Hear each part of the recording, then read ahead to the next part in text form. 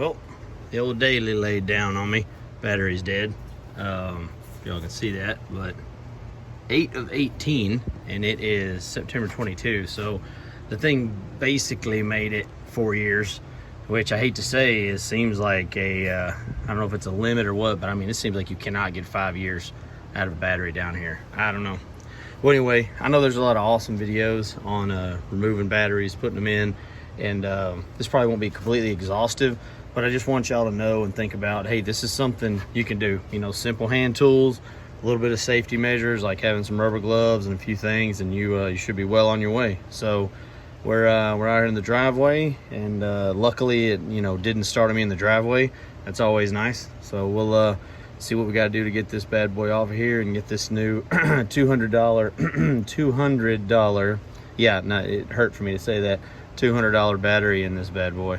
So all batteries are basically the same, do the same thing, keep your car started and running, but they've all got at least a few things in common. One of them being there's somewhere that holds down the battery. Usually, I don't know if y'all can see that or not, but way down there, that bolt is holding in that two sides, that piece of plastic. That's like a little foot that kind of grabs onto the bottom of a battery. I'm not sure why my battery has a coat. This is the first truck I've had that's this new, and this is the first battery. I believe this is an AGM battery. I think it's like absorbed glass mat. It's not the old lead acid sloshing around the water in there. But you should only have to take off 1 or 2 battery hold downs. Luckily this one's out in the middle. You don't have to like take anything off to get to it. In my wife's Suburban and some full-size GMCs, there's like a bar across here and it's more of a hassle. But I think the first we're gonna do is probably a 10 mil. I swear manufacturers love 10 mils for batteries. I don't know why. And then I'm assuming we'll also need to get right here, and this is gonna be your positive post that was covered up with this big red positive. You don't want it to touch anything while connected. And then your black cable, your negative over there. So we'll start with the hold down, and then we'll take our negative off first and then our positive. Now I did have to get an extension, and I'll show you all that in here, but I'm just using my regular small 10-piece metric Craftsman set. You don't have to have a ton of tools to do a lot of this stuff that kind of is periodic maintenance, basic maintenance. It was a 10 mil, so I did have to get this extension. I believe this is a 4-inch extension. Actually, that's probably a 6-inch extension. I apologize. But so you will need that to get down to the battery hold down, or kind of really using your socket over here, kind of using your wrench here to kind of get down it. It looks like it's possible, but man, that is a mess of wires. This thing's got more G-jaws and wee-walls on it. I swear, y'all. I was raised on old square body Chevys and old, Mopars with 318s and straight 6s. So I don't know, man. It's a new world for me, but we got to do this stuff, man. It's $200 for the battery. Dang sure don't want to pay anybody to install it. So let's start with that hold down kit. Hopefully I can get this camera where y'all can see something. All right, y'all. I think this is the best I can do here. First things first, we're gonna get down here and get this this foot off. You always want to make sure that, like, for instance, leave this cover on. You want to make sure that nothing you have that's metal is going to hit that positive post. Like if I were to come over here and hit this, it'd make a heck of a shock. It'll definitely wake you up. So you want to keep stuff away from the positive. Let's see what we got here. All right, got tight again. What we got here?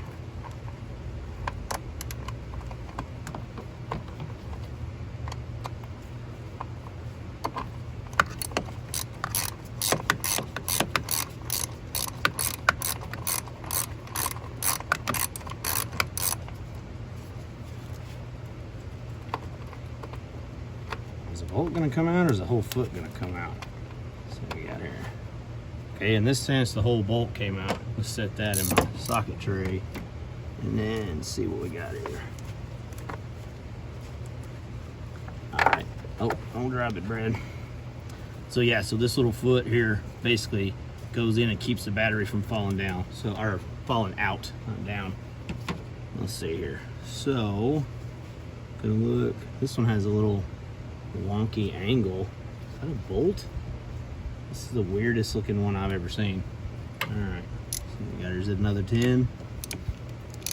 That actually might be an 8. Feels pretty loose. And what do we got here? Normally you just kind of have to wiggle these a little to kind of break the connection. These, they do not give you any room here. Goodness gracious.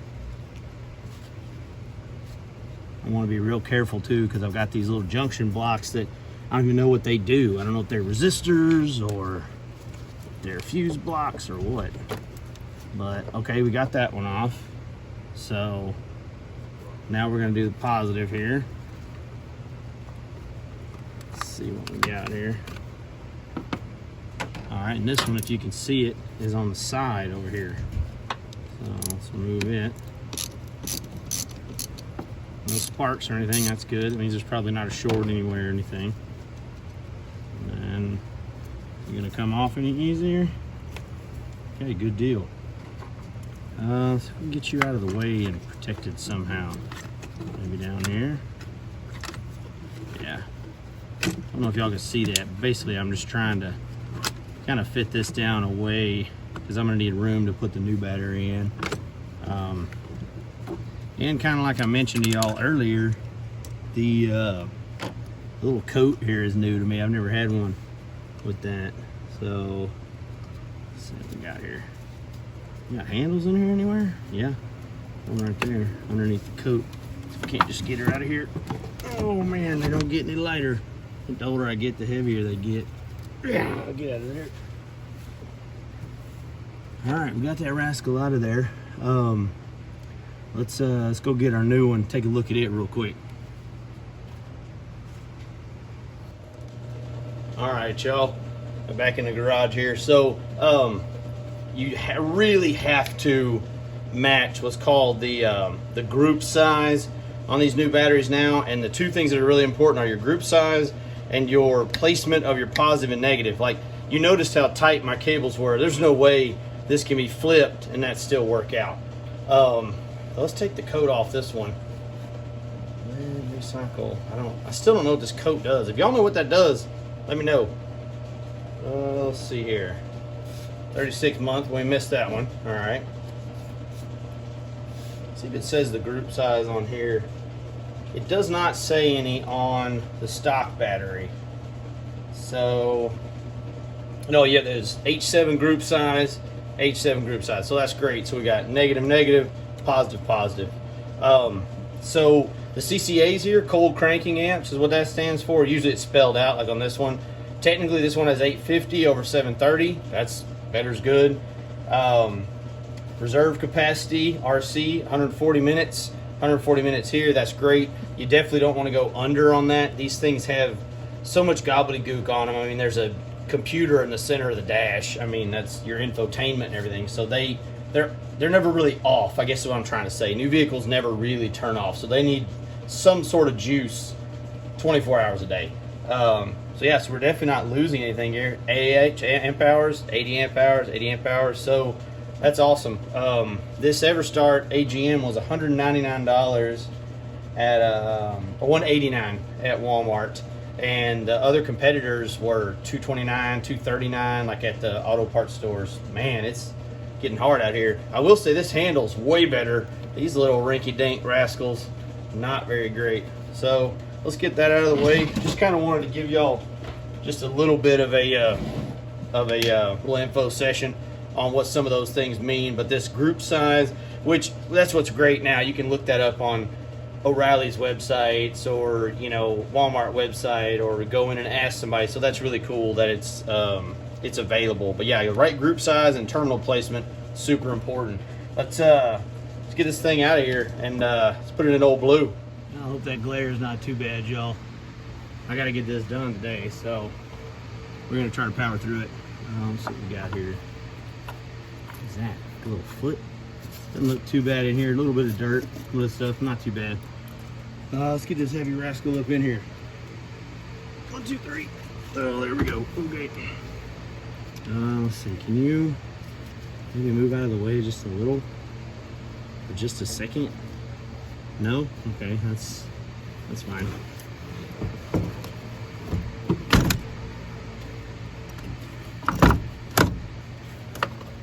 Okay, so that foot over there is kind of what keeps this centered. Speaking of which, let's go ahead and grab that. And it should only fit one way, but you usually want the groove going down along the top of the battery, or the top of the foot of the battery. Let's see here. Come on. You can do it, buddy. Yeah? Oh man, we got lucky, y'all. Definitely some dirt in there. Let's see. Again, you'll notice I've still got my cover on here. No need to take that positive post off, that cover off, until you really need to get into it, because all it's going to do is be a nuisance and kind of worry you, at least in my experience. So you do want to tighten this down, but you don't really want to put all your oomph into it. You just don't want this to move. So let's put these down.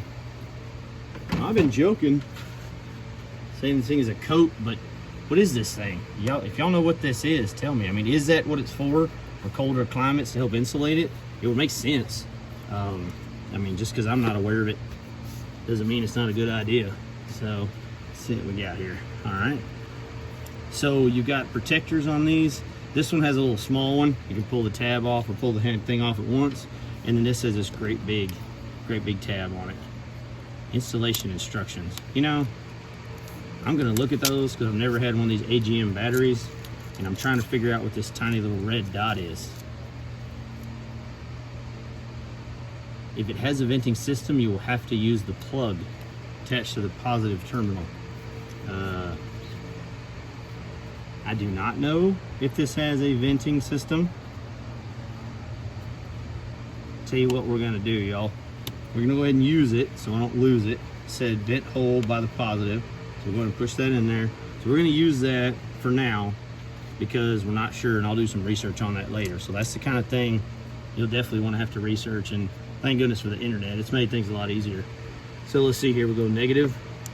No drama. That's great. But we don't really want to go down there. Okay, there we go. Loosen a little bit. I'm not caught on anything, am I? Nope. And again, I'm having to be real careful. Just worried about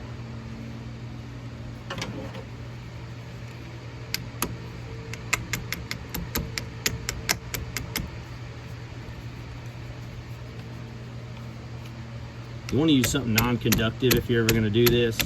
And I don't really condone everything's a hammer, but sometimes it'll help you use less force. Like for instance, there's no way I can hit that as hard and run the risk of breaking this or anything if I'm just using the bottom of a ratchet. Again, not necessarily what you should do, but if you are going to do that, I think it's going to be better than getting a hammer and maybe doing too much. The same with your battery posts, just put them down snug. Don't go crazy. And then here we go with our positive. Shouldn't be any drama or anything. These are nice and clean. If you have an older battery or something, you may want to run a wire brush through here, or they do sell these really cool little battery cleaners that you can take the top off and go inside here, and then they have a little base where you turn it through here. It's pretty neat. Okay, cool. Again, no drama. Awesome. Something to think about. It may not matter with this truck. What I did was I left the truck unlocked.